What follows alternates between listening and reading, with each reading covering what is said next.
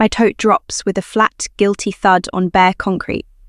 For a beat, the basement hum, dehumidifier, washer, the low rattle of pipes, drowns out the shock pounding in my ears. 2 twin beds sit huddled near the water heater like they've been exiled, the mattresses still wearing the cheerful star and lavender sheets I ironed last week. Lila's clarinet case lies open against a rusted pipe, its mouthpiece rolling against taped insulation.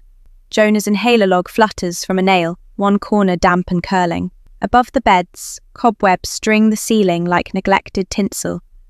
The air smells of detergent, old sump pump, and a must that no amount of bleach ever quite beats. I can taste it on my tongue. This space was never meant for children. Mom? Dad? My voice ricochets off cement, footsteps at the top of the stairs. My mother, Gloria, appears with Ezra on her hip, bouncing him with the cadence she reserves for babies and small talk. Her face lights for him, then dims when her eyes land on me. Nora, home early. What is this? I gesture at everything. Beds, quilts, Lila's stuffed fox slumped beside a toolbox like it's being punished. Why are my kids' things down here? Richard's silhouette fills the doorway behind her, arms crossed, jaw set in that old, immovable way that used to flatten me at 15. We needed to make some changes, he says. Cammy needs a proper office for her contract work, and Ezra needs a real nursery. A real nursery, I repeat, the words stones in my mouth. As opposed to what? The actual bedrooms Lila and Jonah had upstairs? Gloria sighs, the long-suffering kind that turns everything into my fault. Don't be difficult, Nora. Your sister's situation is different. Ezra's at a critical stage for attachment and sleep training. Cammy needs stability for her career, and he needs consistency. And my children don't? My hands tremble once, then steady of their own accord. Jonah has asthma. It's damp down here. This isn't about Lila's scales were noise. Jonah's cough was for attention. You had no right to move their things without asking me, I say, each syllable clean as a sterile incision. They're my grandchildren, Richard replies, voice filling the stairwell. We're making decisions that make sense for this family right now. Cammy's work is fragile. Ezra's development is crucial. Your kids are resilient. It's always my children who are resilient. It's always me who should bend. I climb 2 steps, closing the height like a dare. Stop hiding behind words like crucial and adequate. This is damp. It's cold. It smells like mold. We both know that's a trigger for Jonah. You nurses, Gloria murmurs, adjusting Ezra as he fusses. Always so dramatic. The insult lands and slides off. There's something else. A tiny red eye blinks from a shelf near the rafters. A baby camera, new, white, pointed towards the basement bedroom. Its fixed digital gaze marks this as settled, planned. My throat tightens. Upstairs, the calendar on the kitchen corkboard swims into focus in my memory. Repaint Ezra's nursery. Order organic crib mattress. Install shelves. I remember Lila begging for shelves for 3 Christmases. Jonah asking for a reading nook since 2nd grade. Suddenly, the timeline snaps tight. This wasn't a last-minute solution. This was logistics. A choice. I pull my phone from my pocket. Dana's name sits at the top of my recent texts, her voice from last week echoing in my head. My mother-in-law's cottage is empty. Emergency sublet if you need it. The trembling in my fingers is gone now, replaced by a steady pulse of resolve. What are you doing? Gloria asks, suspicion pricking her tone as Ezra's cries rise like an alarm. Making other arrangements, I say. I don't shout. I don't ask. Don't be ridiculous, Richard scoffs. On a nurse's salad, Jonah hugging his fox tight as though the plush could filter mildew from the air. But I caught the shine of tears in the dark. Upstairs, the refrigerator hums under a nightlight's glow. Ezra's baby monitor screen rests open on the counter, green bars twitching with each fussing breath. I pour water at the sink, telling myself to go back down, to try for 2 hours of sleep before another shift. Then Cammy's laptop pings. A message bubble blooms in the corner. Mum said we can just put them in the basement. Nora works so much she'll barely notice. The date stamp is 3 weeks old. Another bubble follows, from someone named Kendra, laughing emojis, then, "Your sister is such a doormat." My skin chills. I scroll with trembling fingers. There are threads about budgets. Use part of Nora's money for the stroller subscription, she won't track it. And one entry that stops me cold. Retainer for custody lawyer, just in case. Dad says it's safer to prepare. My money, my name, my children's future plotted like a chessboard while I pull double shifts to keep everyone afloat. The baby monitor blinks again, and on impulse I tap the screen. It opens to cloud storage, folders, dates. Curious, I click one. A video begins. Gloria in the kitchen, waving her hand as Lila practices scales. "That noise will wake Ezra." Richard's voice from somewhere off screen. "Tell her to take it to the garage." Another clip. Jonah coughing in the night. The red recording dot steady. My father's voice muttering.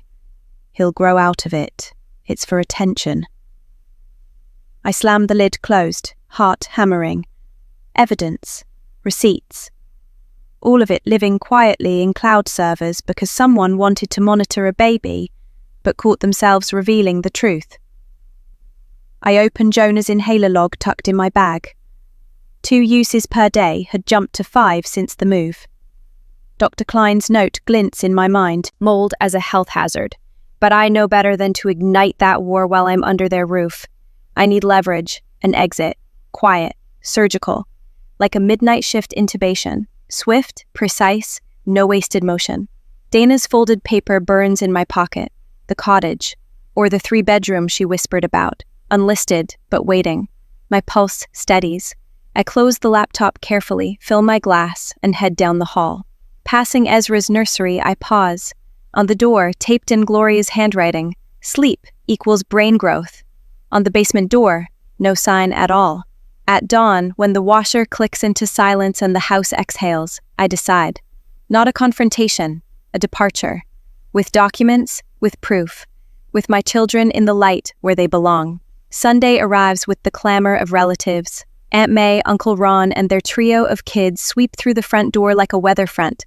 Voices pitched high, arms full of store-bought pies. They coo over Ezra instantly, circling Cammy as if she were a queen holding the crown prince. Gloria beams, parading them all upstairs to show off the nursery. I trail behind, my shoes silent on the stairs. The door swings open to reveal what used to be Lila's room.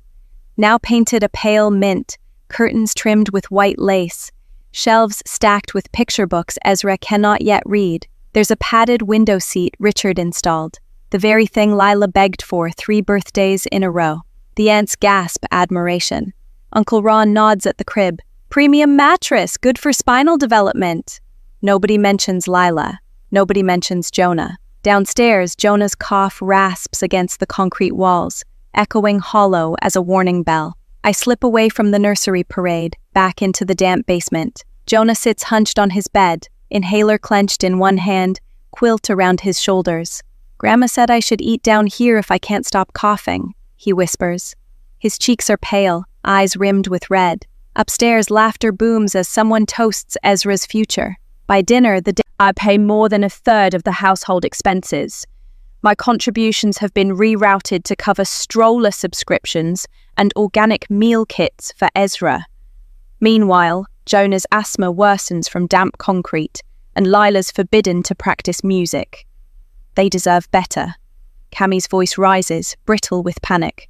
"So what? Who's going to watch Ezra when I have meetings? Who's going to help Mum with bills? You can't just abandon us." I turn to her, steady. "I never abandoned anyone. I worked nights, covered bills, watched your child. What you did was take my children's bedrooms without asking." Richard slams his palm on the table. "Don't be dramatic. It's a roof over their heads. You should be grateful." Aunt Vera raises her brows. "She's not being dramatic. She's telling you the truth." The words slice through the room like clean air. That night, when I return to the hospital for my shift, Dana finds me in the break room, her hands carrying 2 coffees. She slides a folded sheet across the counter. Owner's name is Salazar, 3-bedroom, not on the market yet. If you want it, you need to call tomorrow. I stare at the neat handwriting, the address. My pulse pounds in my ears. Why are you doing this for me? I whisper. Because your kids deserve windows, Dana replies simply. When I get home after dawn, the house is quiet. Cammie's laptop glows faintly on the counter, screen still open to a chat thread mocking me as the helper. I shut it softly, careful not to wake anyone. Then I tuck Dana's note deep in my pocket, next to the photographs, the inhaler log, the baby cam clips. A plan builds like scaffolding in my mind, every step deliberate, every detail accounted for. No basement, no more arguments that end with me called dramatic. Next week, my children will breathe air that doesn't taste like mold. The extraction begins before sunrise. The house lies in a hush, its walls heavy with sleep. I take one last look at the pipes and the damp concrete, at the red blinking eye of the baby cam still watching, recording. Then I pluck the plug from the wall and leave it dangling. On the kitchen counter, I place our house key and a note I've rewritten a dozen times, boiled down to truth. We found our own place. The twins deserve windows. By 7:30, the van is packed. Brenda pats the wheel.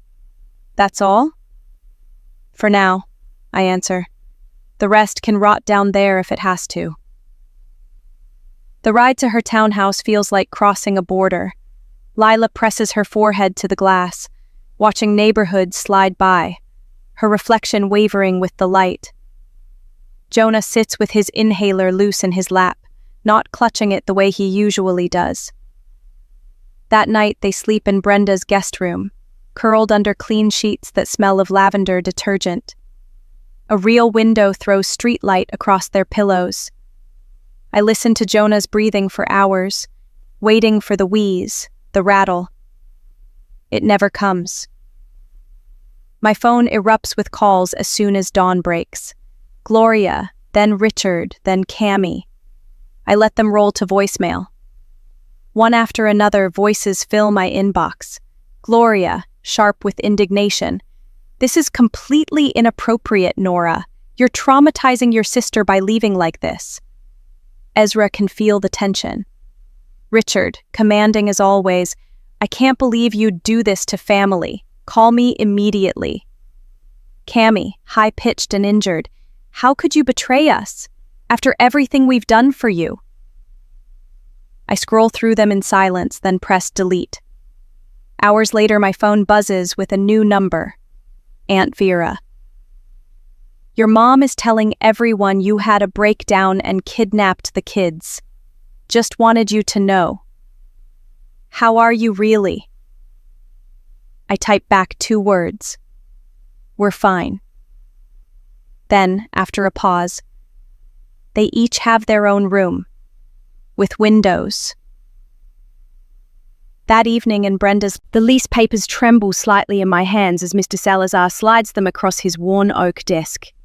His office smells of coffee and printer ink, a normalcy so soothing it almost feels foreign. I sign each page with deliberate strokes, initials steady, heart thrumming in my ears.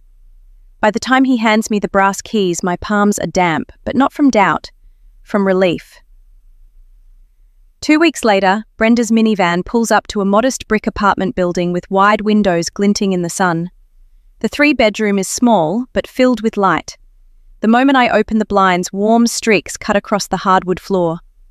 Lila and Jonah burst past me, their laughter echoing in walls that haven't heard it before. Which one's mine? Lila cries, racing down the hall. Jonah presses his face to a window, wide-eyed at the view of the park across the street. There's a soccer field! That afternoon, colleagues arrive like an army of kindness. Dana drags in a desk her daughter outgrew, perfect for Lila's homework. Marcus from the ER hauls a gently used couch, joking it survived more night shifts than he has. Joanne from Pediatrics produces lavender curtains that, by some miracle, match Lila's quilt. Within hours, the bare apartment becomes a home stitched together by generosity. Practicality follows hope. I buy a HEPA filter for Jonah's room, set up a humidity gauge, and show him how to check the numbers himself.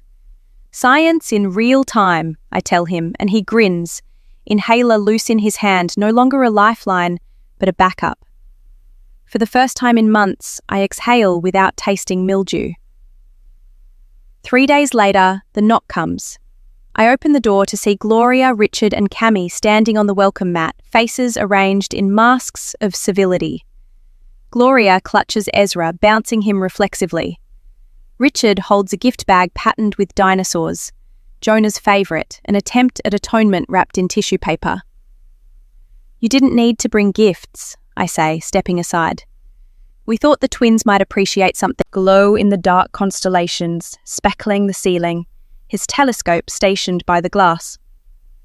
"There's a park right there," Jonah says proudly, pointing. "We can play soccer after school." Gloria's eyes soften briefly, then harden again. "This must be expensive, Nora." "My children aren't bargaining chips," I reply evenly. "They deserve respect as much as Ezra does."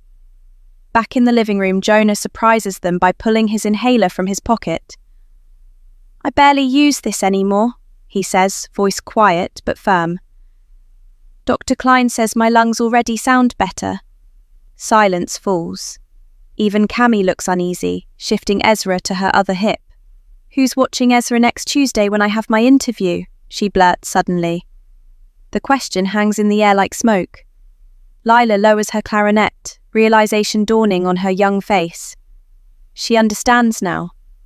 Her aunt never saw her as a cousin, only as free childcare by proxy. "I'm sure you'll figure something out," I answer, tone neutral. "You're resourceful." Later, as they prepare to leave, Richard pauses at the balcony door. "Could I speak with you privately?" I step outside with him, closing the glass behind us. Inside, I watch Jonah show Gloria the view, his little finger tracing the outline of trees instead of pipes. Richard clears his throat. "We were afraid of losing Cammy." "She's fragile, you know that. We thought..." "Triage. Ezra needed more." I meet his eyes, unflinching. Triage doesn't mean abandoning the stable patient to worsen. It means stabilizing everyone. "You let my son deteriorate in a basement so his cousin could have a window." His gaze falters. For once, he has no script. Inside, laughter rings out, not cruel, not mocking, but Lila trying a bright trill on her clarinet, Jonah clapping for her. Sounds of a home that finally belongs to them. By the end of the month, the apartment has transformed into something living, breathing, inching toward the nurse practitioner role I once thought was beyond me. Nights that used to echo with basement pipes now fill with the quiet clicking of my keyboard, while the twins sleep peacefully in their own beds. Jonah's cough fades into memory. At his next checkup, Dr. Klein listens with his stethoscope and smiles. "No wheeze. Lungs sound markedly improved. Keep up the environment change." He doesn't need to say what we both know.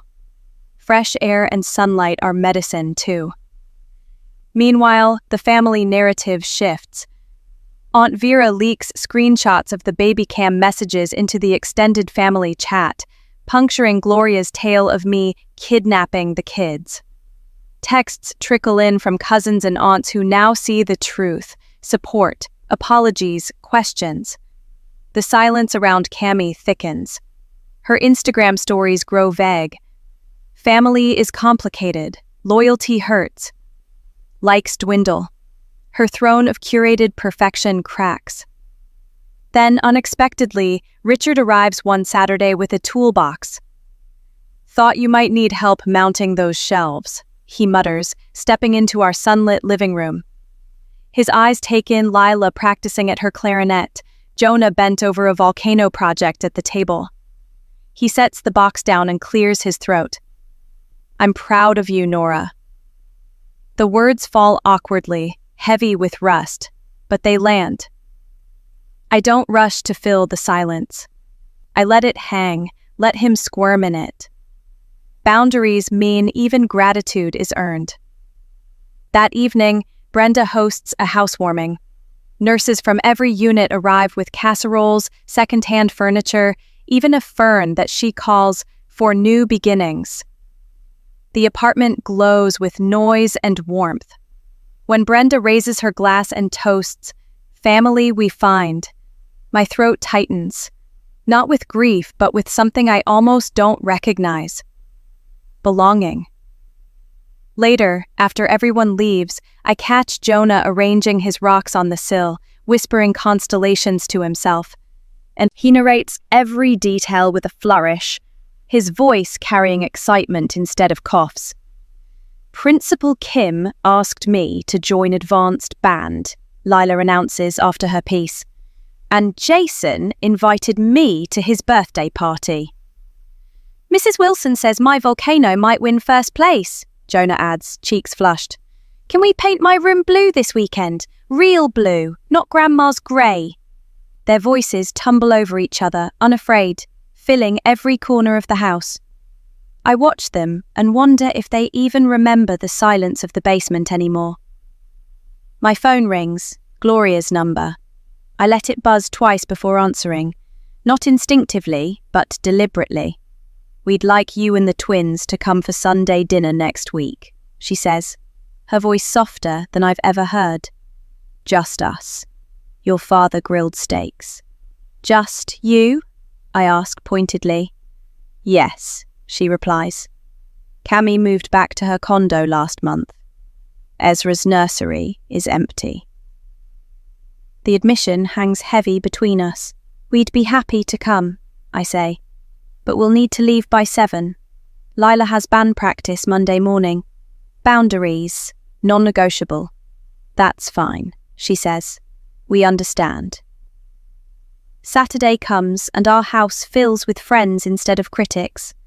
Brenda brings a fern again, for roots, she says this time. Joanne shows up with a welcome mat stitched with stars. Marcus carries in a second-hand TV stand. When Brenda raises her glass, to windows everywhere, the room erupts in laughter and clinking cups. Sunday morning, we paint. Jonah's room becomes a deep, honest blue, constellations stuck on the ceiling like a personal planetarium. Lila's walls glow lavender, sunlight softening the hue. They debate where to hang posters, speckled with paint on their cheeks, shoulders touching as they laugh. That evening, a knock interrupts. Richard stands on the porch with a toolbox. He glances past me at the scene, paint cans, as much for myself as for anyone listening. When those who should have protected your children fail them, do you rebuild the bridge, plank by plank, or leave it standing in ruins as a lesson?